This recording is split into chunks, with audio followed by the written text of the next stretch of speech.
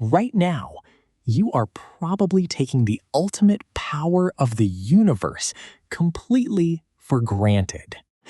You walk into your modern kitchen and casually flick a switch on your stove. You hear a tiny click, and a perfect, controlled blue flame instantly appears. Your modern obsession with instant gratification, electric lighters, and absolute thermal control is a disease of the cage.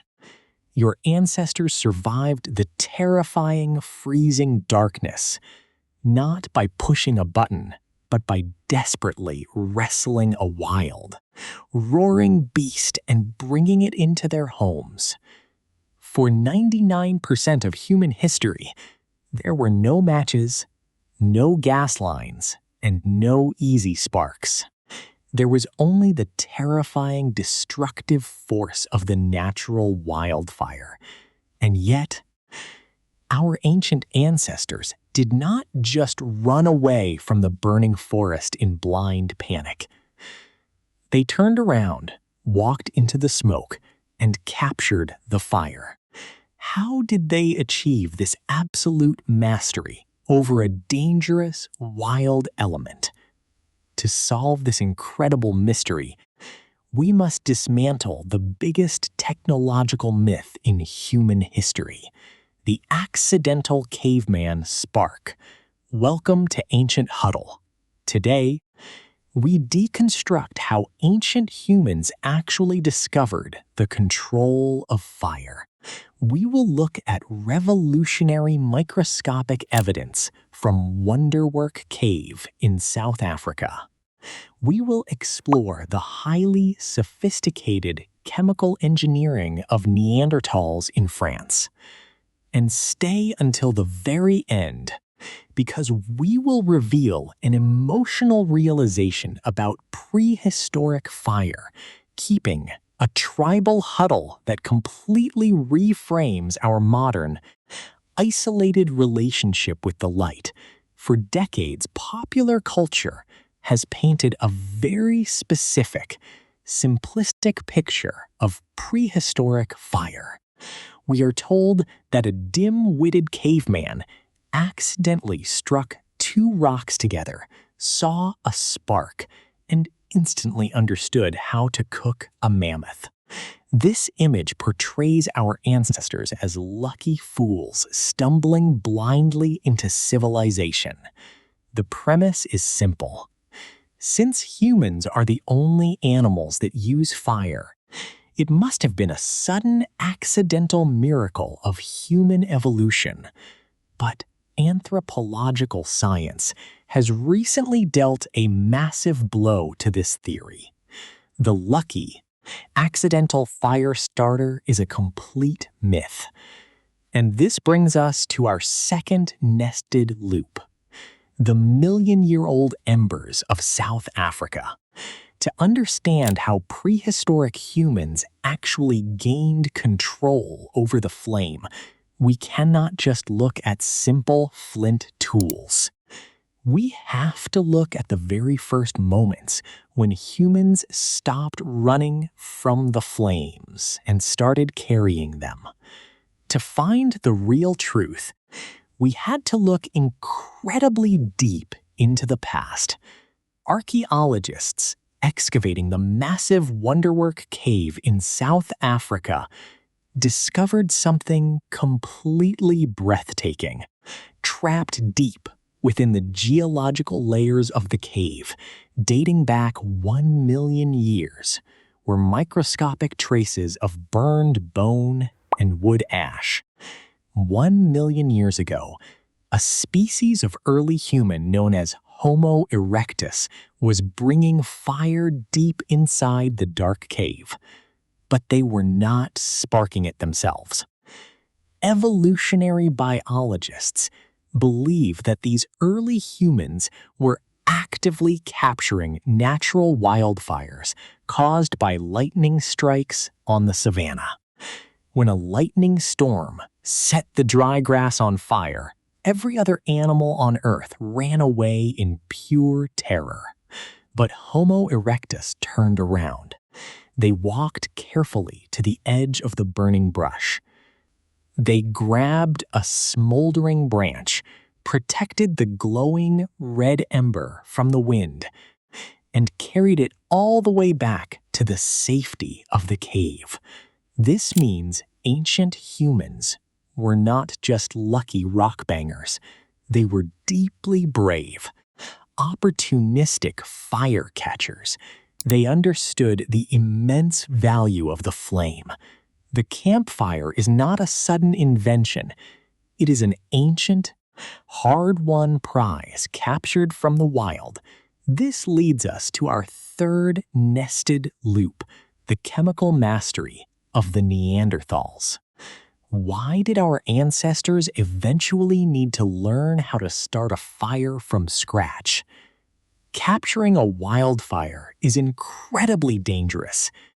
And if the cave fire accidentally burns out, the tribe could freeze to death, waiting for the next lightning strike. If they wanted to survive the brutal ice age in Europe, they needed to manufacture fire on demand. The answer lies in the highly advanced intelligence of our extinct cousins. When the brutal winter storms hit the European continent, Neanderthals could not wait for lightning. They had to invent a reliable way to ignite wet, freezing wood. Archaeologists digging at the Pech de la Zay site in France discovered the ultimate chemical weapon against the cold. It was not just a piece of flint. It was a massive collection of black, heavy blocks of a mineral called manganese dioxide. For a long time, scientists thought Neanderthals just used this black mineral to paint their bodies. But when researchers analyzed the heavy scratch marks on the blocks, they realized something that shocked the scientific community. The Neanderthals were actively grinding the heavy blocks into a fine black powder, and they were sprinkling this chemical powder directly onto their wooden kindling. Manganese dioxide is a highly reactive chemical. When you sprinkle it on wood, it dramatically lowers the autoignition temperature of the wood. It makes it significantly easier to start a fire with just a few small sparks. 50,000 years ago, Neanderthals were not just banging rocks together like simpletons. They were actively using advanced chemical accelerants to engineer their campfires. With this brilliant chemical invention, ancient humans were no longer slaves to the random strikes of lightning. They could actively manufacture heat, light, and safety wherever they went. They used this fire to cook their food, unlocking massive amounts of calories that fueled the rapid expansion of the human brain. We did not evolve giant, intelligent brains because we ate raw meat. We evolved giant brains because we possessed the brilliant, creative intelligence to become the masters of the flame. But our adaptation to the fire goes even deeper, down to the very social fabric of the tribe. Humans are not solitary creatures that eat alone in the dark. We are deeply communicative, highly social primates. While modern society teaches us to survive by hoarding our own resources and staring silently at glowing screens, ancient tribes desperately relied on communal warmth. By working together to capture the wild flame, the tribe created the very first gathering place in human history. Our survival is literally built on sharing the heavy responsibility of the hearth. We are cooperative storytellers, built to protect a diverse, deeply connected family. Now, let us bring these three loops together. Let us look at the grand realization of what this means for us. When you look back at the dangerous Pleistocene world, you do not see a brutal, terrifying landscape of dark, solitary fear. You see a highly cooperative, incredibly warm tribal huddle. The act of starting a fire was not a private, isolated survival task. It was the absolute anchor of prehistoric trust. While the darkness was a high-risk, deadly environment, the gathering of bodies around a bright, roaring fire provided a steady, deeply reliable safety net that kept the entire family alive. And this brings us to the ultimate humbling contrast of the ancient huddle. In the modern world, we sit alone in our brightly lit rooms, staring at isolated screens, worrying about digital metrics, and completely isolating ourselves from the profound mystery of the night. Light has become a solitary biological given, a purchased utility, and a frustrating barrier to natural sleep. But 1 million years ago, sitting on the dusty floor of Wonderwerk Cave, the fire was the ultimate expression of communal love, because keeping the embers alive required deep mutual reliance.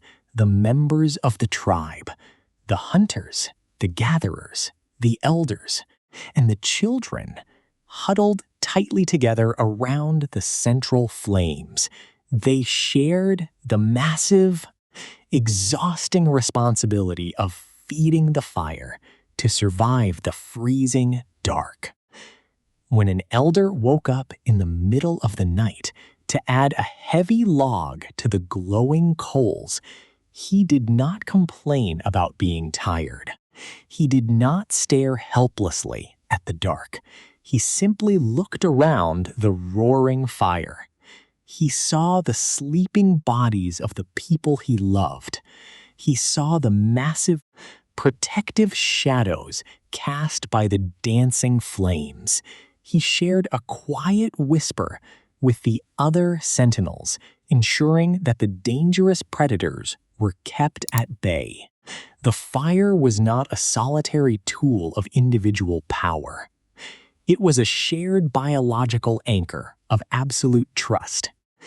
We believe that our modern loneliness can be cured by buying a brighter screen or connecting to a wider digital network. We try to force our minds to find meaning in the artificial light, but we are missing the entire point of prehistoric connection. Our ancestors survived not because they conquered the dark with electricity, but because they possessed an incredibly fluid, adaptive intelligence that brought the wild, dangerous fire into their homes. And, more importantly, they survived because they sat around it together. Your mind does not just crave a brighter bulb or a faster connection. It craves the huddle. It craves the shared warmth of the pack, the slow crackle of the midnight fire, and the deep, relaxing knowledge that you do not have to face the dark alone. So the next time you strike a match or turn on a stove, do not just take it for granted. Feel a deep, quiet respect for the millions of years of brave, cooperative survival that built your very society. Connect adaptively, share communally, and remember that the ultimate survival secret of our ancestors wasn't just how they captured the fire, but how they kept each other warm in its glow. If this video has changed how you understand the deep time history of our ancestors, please subscribe to Ancient Huddle. We are dedicated to sharing highly researched, deeply informative stories about ancient human life, survival, and the evolutionary secrets trapped in our bones. Thank you for watching, and remember to cherish the huddle.